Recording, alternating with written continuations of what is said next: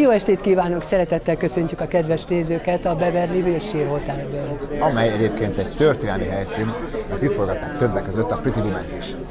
És egyben műemlék, ami nem véletlen, hiszen mai témánk a Volt egyszer egy Hollywood című film. Mely film kedvéért bejártuk az egész világot, voltunk többek között Londonban, Cannesban, most még Los Angelesben vagyunk. És elmentünk a Cielo Drive-ra, ahol Roman Polanski és Sharon Tate élt, és mellettük a szomszédban Rick és Cliff, akiket Leonardo Di Caprio és Brad Pitt játszik a filmben. Julia, how was it working with Brad Pitt and Leonardo Di Caprio? It was amazing. I couldn't even believe it. I almost didn't know who they were because they were so warm and welcoming and just welcome to the industry, and I was like, whoa, it's so cool. Thank you so much. How long have you been doing acting? I've been acting since I was 4. So that's a while now. I'm 10, so it's been a while.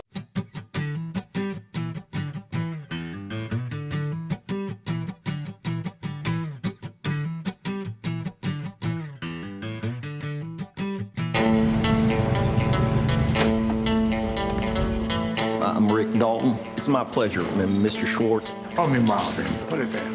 That your son? No, it's my stunt double, Cliff Booth.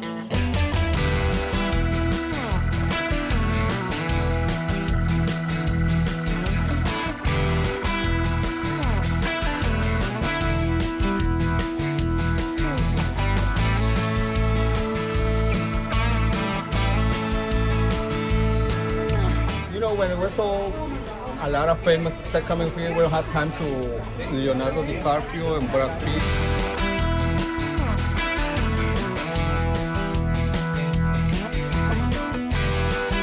You know what she said to me once? She goes, after we see Django Unchained, she goes, we have to put it in the comedy section of the Golden Globes. I go, no, we can't do that. We can't do that. That won't work for me. She goes, okay, we need a third section. Comedy, drama, and Tarantino.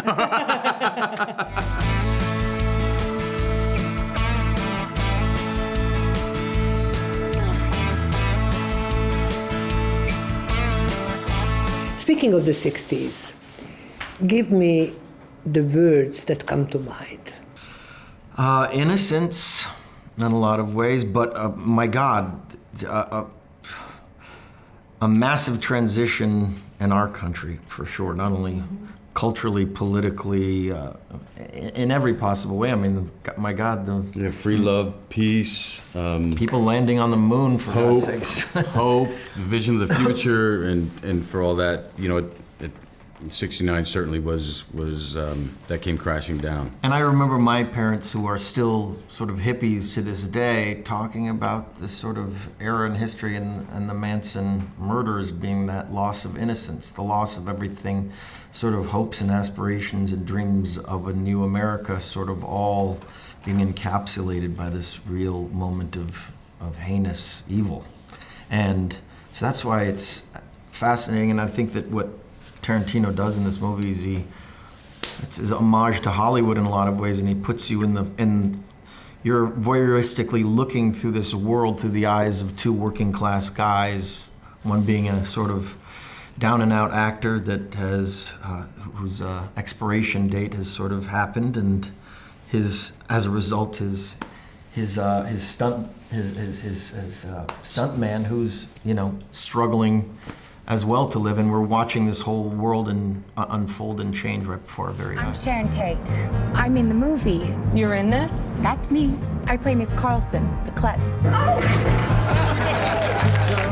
Why were you so attached to the 60s that you had to do a movie about it? Well, you know, it's funny.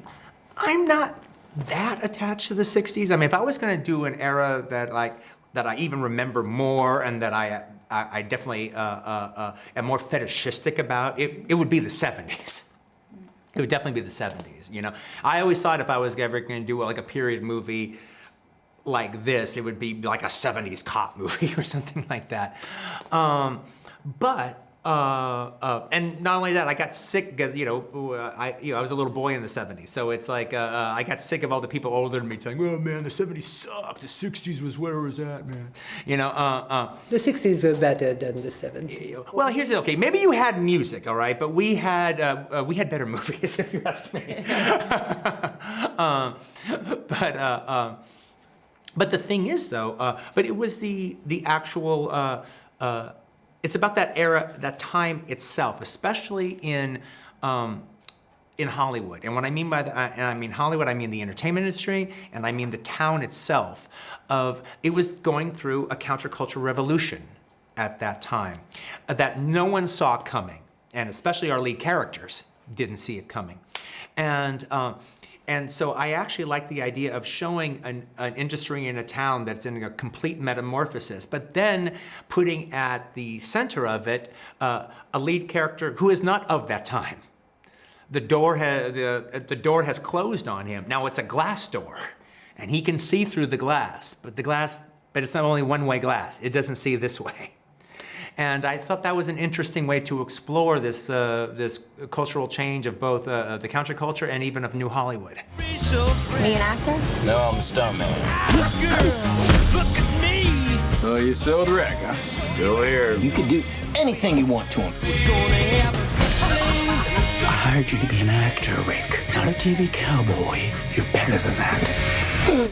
It's like a Don Quixote story.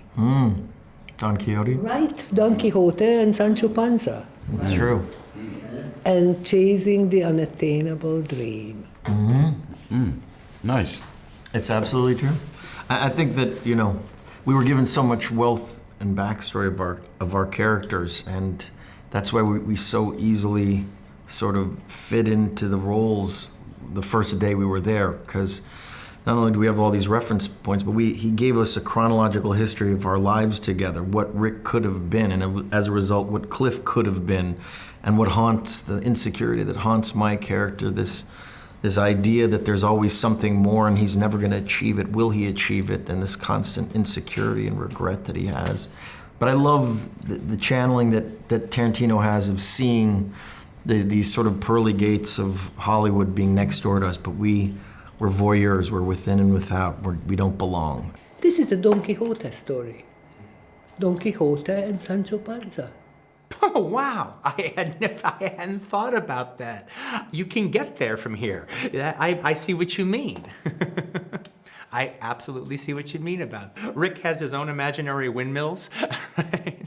And what was it, Desdemona? Yeah. Let's talk about friendship. Who is your best friend in Hollywood and why? That's a good question, actually. Look, my best friend now is, and he has been for quite a while now, would be the director Eli Roth. He is my best friend. He was my best man at my wedding. Yeah, he was. He's hands down my best friend. Well, we speak the same language. We're really good buddies. We like a lot of the same stuff. We can talk forever. But as time has gone on, I've shared a lot of this era of my life with him. It's like I had other friends, but they were from different eras of my life. He's the one that I've shared the most as far as this era of my life is concerned, and he's a real true blue friend. I have a couple best friends, and we have our company together. So Tom, Josie, and Sophia. If I can cheat and have 3 in there, they're both in Hollywood and in life. Yeah. Who is your best friend and why? Bob. Bob's my best friend. Bob who? Bob, he's just a really good guy. No, I think you get older, you develop this circle, this kind of community of people you really rely on. I mean, I have really close friends, some sitting over there, it's been 30 years that we've grown up in this industry, and I think the older you get, man, it becomes more and more important. Sure does. Sure does. Cherish those relationships. We are in Cannes. And you have been to this town and you've done this festival many times. What came to mind last night? This is the place that is the last purveyance of great cinema since 1946. He's been, a Hitchcock film opened it up. And, oh, is that right? Yeah, wow. and I think that, look, it's important to have these great, artists come and have this format to speak on a one-on-one, not on digital. We're getting into this age of this digital era where everything is about blogs and this and that. This is where artists commune, and it's a great stage for people that love this art form. And it's only about this art form. It's not a multitude of different things. You're here to watch movies, talk about movies, and to have a film with a director like Quentin, who 25 years after Pulp Fiction is doing his homage to his industry and at this seminal time period that he admires was a huge deal, especially for him, I think. I was thinking, how do I successfully get the underwear out of the crack of my ass with all these cameras looking at me? I did it. I'm not going to tell you how, but it was a success.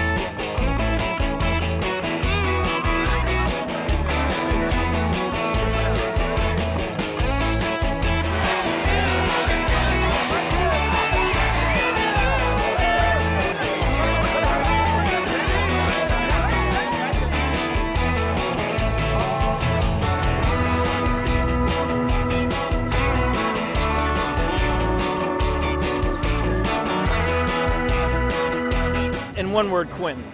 I mean, the man is able to sit back for years at a time, and it's almost like a collage of different ideas, encounters that he has, stories that he hears, and he somehow puts all this stuff together and gives us as an audience, no matter what they think of the movie, they know they're in for an incredibly unique experience every time they go, and that's why people keep coming back. And I would have never expected that he'd want to tell this story, but it's something that he's been thinking about for 20 years. He told us he sat down with his stunt double and the actor, and they were just kind of a unit unto themselves. He goes, that would be a great buddy picture. And now here we are years later making this movie.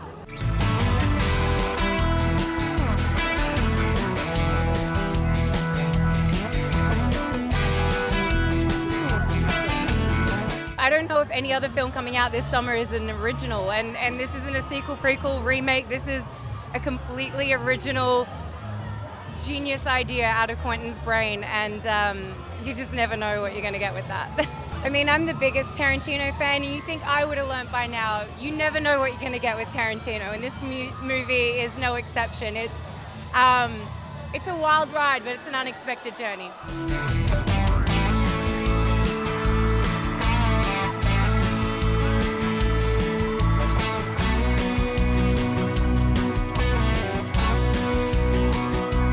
The beautiful thing about this one, it seems to be a confluence of all his films. Like there's a little bit of the vernacular from Jackie Brown to Pulp to Bastards to Django. It's all. It seems like accumulation of everything, and it's pretty wonderful. It's tentpoles and sequels, and it's getting harder and harder to get original content to a big cinema. So it's great for us. It's fun for us, and thank God Tarantino's got one more left in him.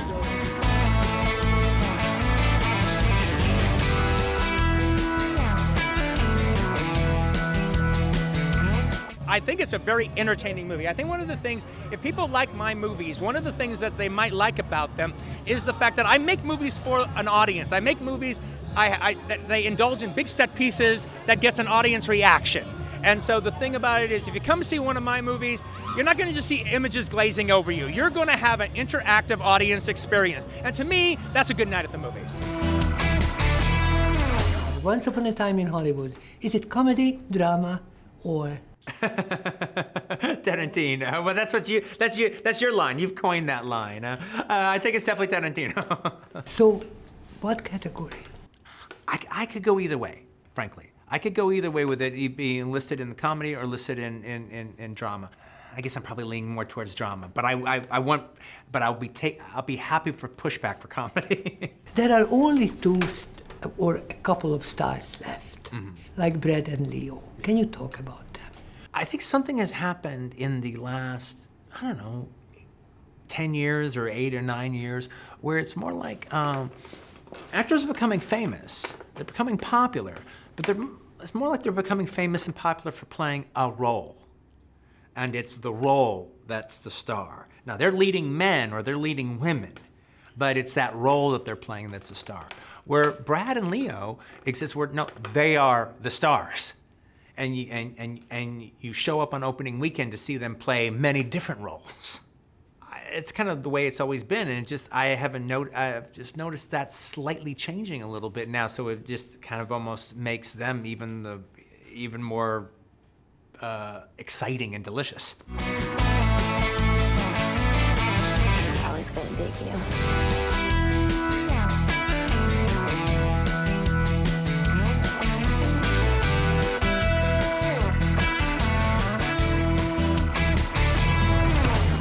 You know, Quentin, we know about you that you are up there with Scorsese.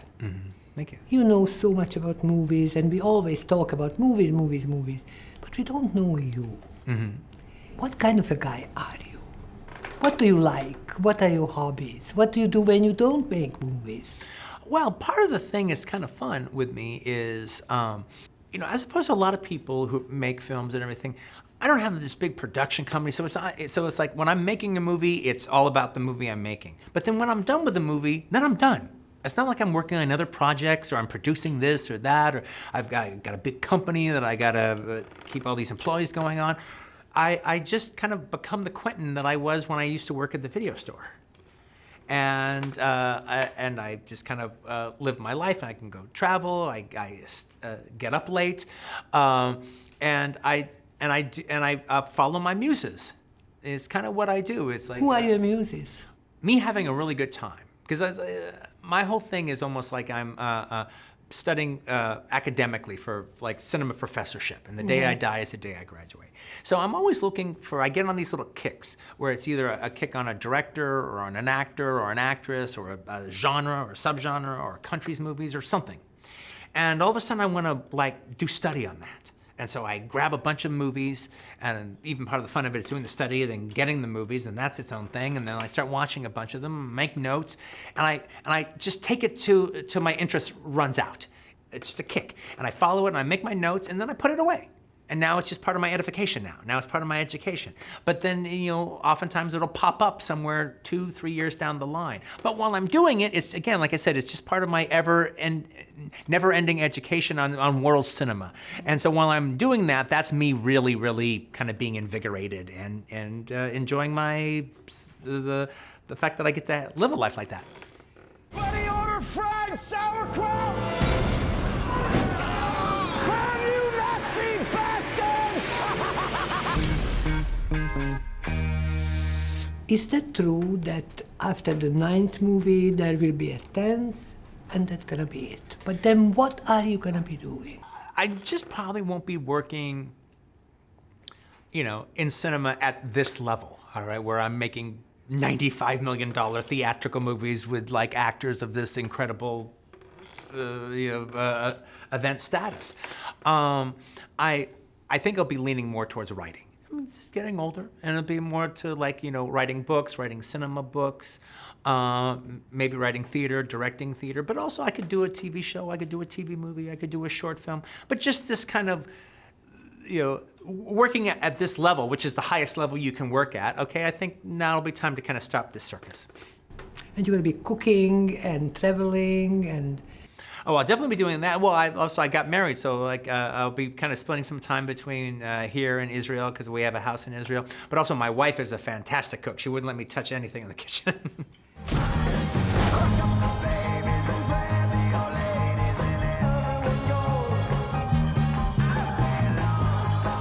In this town, that can all change like that. Quentin, what is your proudest achievement?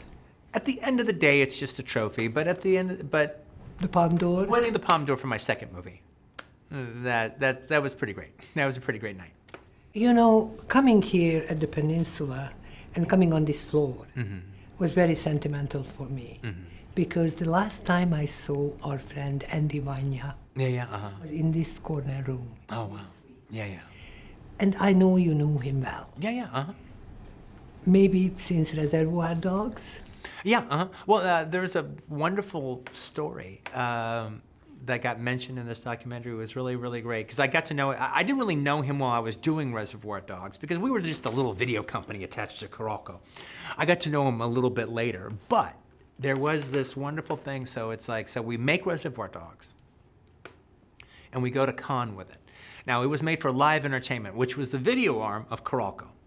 And basically, the whole thing about Live Entertainment was like, okay, they were invented so they could release Coralco's films on video. However, you know, they could make a couple movies of their own, and if any one of them was any good, maybe we'll get a theatrical release. So that was that.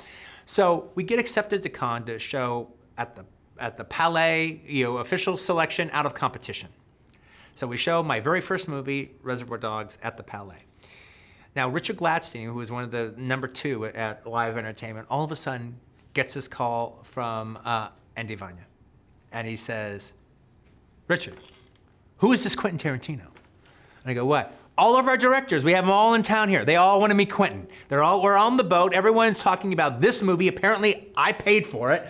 And all my directors, Cameron, Remy Harlan, I mean, they all want to meet Tarantino. Get his ass on my boat.